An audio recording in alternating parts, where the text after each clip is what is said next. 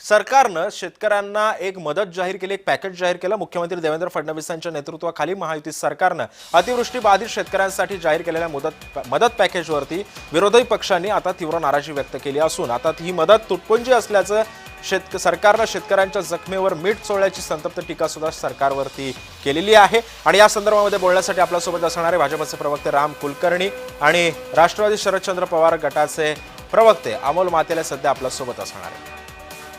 दोघांचंही स्वागत आहे सर, जय महाराष्ट्रमध्ये। मी सर्वप्रथम राम सर तुमच्याकडे येणार आहे, कारण विरोधक असं म्हणतायत की पॅकेज फक्त आकड्यांचा खेळ आहे आणि कर्जमाफी का केली नाही कालच्या या घोषणेमध्ये, काय सांगाल? सिद्धेजी मी सांगतो, अतिवृष्टीत बाधितांना सरकारनं काल 31,628 कोटी रुपयाचं पॅकेज जाहीर केलं। बर, आता मला सांगा, ऑगस्ट आणि सप्टेंबर मध्ये मोठ्या प्रमाणावर पाऊस झाला आणि मराठवाड्यासारख्या विभागामध्ये तर संपूर्ण जिल्ह्यात शेतकरी, कष्टकरी, कामगार, सामान्य जनतेचं जीवन पूर्णतः नेस्तनाबूत झालं।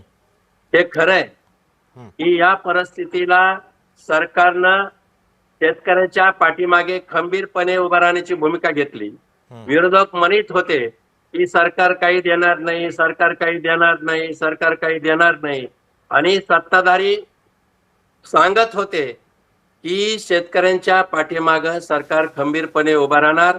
स्वतः राज्याचे मुख्यमंत्री देवाभाऊ, उपमुख्यमंत्री एकनाथरावजी शिंदे, दुसरे उपमुख्यमंत्री अजितदादा पवार आणि सर्व मंत्री महोदयांनी मराठवाडा महाराष्ट्राचा दौरा केला, 4-5 दिवसात पंचनामे केले आणि या सारासार विचार करून ही ऐतिहासिक पॅकेज जाहीर केलं।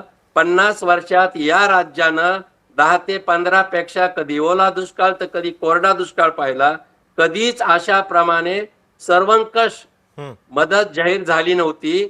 31,628 कोटी म्हणजे ज्या शेतकऱ्याची कोंबडी सुद्धा वाहून गेलेली त्याला जर 100 रुपये, म्हणजे घराची पडझड असेल, खरडून गेलेल्या जमिनी असतील, झोपड्या असतील किंवा सोयाबीन पीक असेल, कापूस, या सर्वाला विरोधक म्हणत होते 2,000 हेक्टरी, आम्ही 3,000 हेक्टर यामध्ये समावेश केलेला आहे। आणि म्हणून खऱ्या अर्थाने शेतकरी समाधानी झाला। आणि एक लक्षात घ्या, आबाळ फाटलेलं आहे, एका ठिकाणानं आबाळ काही दुरुस्त होत नाही।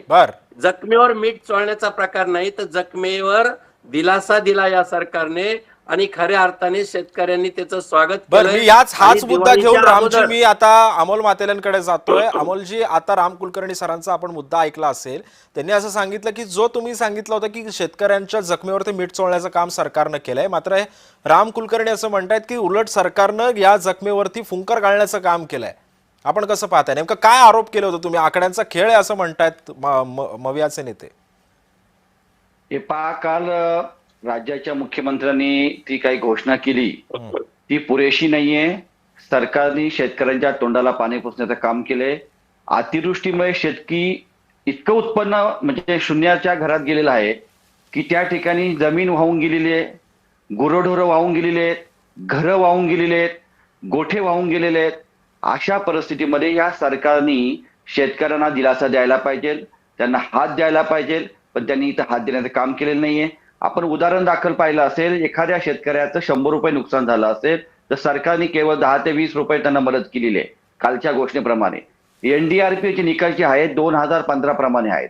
NDRFचा निकष असा आहे की जेव्हा तुम्ही एखाद्या शेतीमध्ये उत्पन्न घेता, प्रत्येक हेक्टर त्यांनी 20 ते 30,000 रुपये त्यावेळेचे निकष लावलेले आहेत। आज 2025 आहेत, किती महागाई वाढलेली आहे, रासायनिक खते किती महाग झालेली आहेत, बी बियाणे किती महाग झालेले आहेत, औषधं असतील, इतर मजूर असतील, किती महागाई वाढलेली आहेत।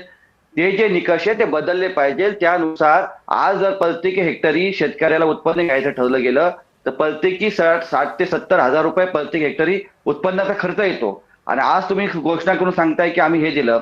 मला सांगा बरं, आपल्या बाजूचं राज्य गुजरात आहे, गुजरातमध्ये 2022ला तिथं ब्रिज पडला, तिथे हजारो कोटी रुपये दिले गेले।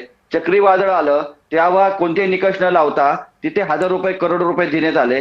आज महाराष्ट्रामध्ये 1 महिना होऊन इतक्या प्रचंड प्रमाणात नुकसान झालेलं आहे। 29 जिल्ह्यामध्ये संपूर्ण राज्यामध्ये ओला दुष्काळ जाहीर करायला पाहिजे, शेतकऱ्यांची सरसकट कर्जमाफी करायला पाहिजे, विम्याचे जे दावे आहेत ते इतके प्रलंबित आहेत. 90 दिवसात शेतकऱ्यांना विमा मिळाला पाहिजे. अशा अनेक ज्या काही गोष्टी आहेत शेतकऱ्यांना दिलासा देण्यासाठी त्यांनी सांगितलं कोंबडीला आम्ही 100 रुपये दिले, जनावरांना दिले. तुम्ही काय दिलं? शेतकऱ्यांच्या हाताला जर जे आज बाजारपेठेमध्ये टंचाई भासते, उद्या जर शेतकऱ्याला उभं नाही केलं, शेतकऱ्यांची जमीन वाहून गेलेली आहे, खताची जमीन वाहून गेलेली आहे, म्हणजे जमिनीचा भूगोल देखील बदललेला गेलेला आहे. अशी परिस्थिती ह्या राज्यावरती ओढवलेली आहे. पण हे राज्य सरकार गेंड्याच्या कातडीच आहे. गेंड्याच्या कातडीचं राज्य सरकार असल्याचं आता अमोल मातेली जी बोलताय. पूर्ण बोलू द्या मला. बोला, ते बोला. शासकीय कार्यक्रमांवरती करोडो रुपये खर्च करतात, पण शेतकऱ्यांना जेव्हा द्यायची वेळ येते तेव्हा त्यांचा हात आखडला गेला जातो. बर. तेव्हा ते गोल गोल आकड्यांमध्ये शेतकऱ्यांना फसवण्याचं काम करताय.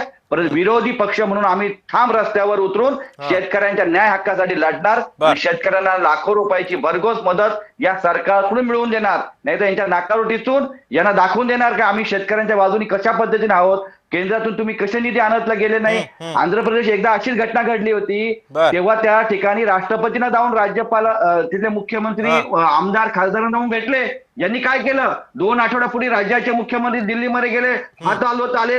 अजूनपर्यंत कोणती घोषणा नाही. आज देशाचे पंतप्रधान मुंबई शहरामध्ये 2 दिवस येणार आहेत, 2 दिवस येणार आहेत. तेव्हा त्यांनी घोषणा करायला पाहिजे. मागच्या आठवड्यात अमित शहा साहेब आले, सहकार मंत्री आहेत, गृहमंत्री आहेत. त्यांनी म्हणले प्रस्ताव पाठवा, प्रस्ताव पाठवल्यानंतर आम्ही देऊ. अरे प्रस्तावाची वाट कशाला पाहताय? आणि प्रस्ताव पाठवायचा तर एक महिना झालेला आहे. इतक्या प्रमाणात अतिवृष्टी आहे, त्या शेतकऱ्याचा पाठीचा कणा मोडलेला आहे. आज त्या शाळेच्या मुलांची दप्तर वाहून गेलेले आहेत, सगळी कागदपत्र वाहून गेलेले आहेत. त्यांना खायला अन्नधान्य नाहीये, त्यांना निवारा नाहीये. अशा परिस्थितीत तुम्ही निकष लावताय. कोणता तुम्ही शेतकरी विरोधी सरकार आहे? मी हाच मुद्दा घेऊन अमोलजी मी आता राम कुलकर्णी सरांकडे जातोय. अतिशय कमी वेळ राहिला आपल्याकडे, पण रामजी आता जसं आता अमोल मातेले यांनी म्हटलंय की शासकीय कार्यक्रमांवरती एवढा खर्च केला जातोय, मात्र जेव्हा शेतकऱ्यांवरती ह्या सगळ्या योजनांच्या म्हणजे काय म्हणतात त्याला आपण, की जेव्हा शेतकऱ्यांना मदत करायची वेळ येते तेव्हा हात आखडला घेतला जातो, असं सुद्धा आता अमोल मातेले म्हणतात. आपण कसं पाहता हे त्यांनी या केलेल्या आरोपांवर? सिद्धेशजी, विरोधकांनी आरोप करणं हे मी समजून घेऊ शकतो. मला फक्त अमोलजीला एकच या ठिकाणी जाणून द्यायचंय की 2019 ऐका तुमचं ऐकताना आम्ही गप्प होतो. मला वाटतं ऐकून घेण्याची क्षमता ठेवा, ऐकून घेण्याची अमोलजी क्षमता ठेवा, ऐकून घेण्याची क्षमता ठेवा.